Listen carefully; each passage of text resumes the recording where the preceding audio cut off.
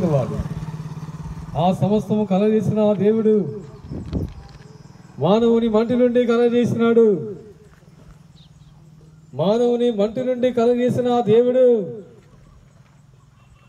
మానవునికి జీవమునిచ్చిన వాడు. వాడి నాసికారంధ్రములలో జీవవాయువును ఊదగా నరుడు జీవాత్మాయను.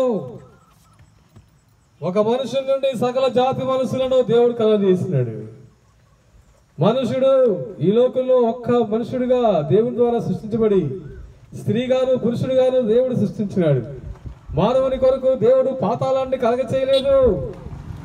మానవుని కొరకు నిత్య నరకాగ్ని దేవుడు కలగ చేయలేదు.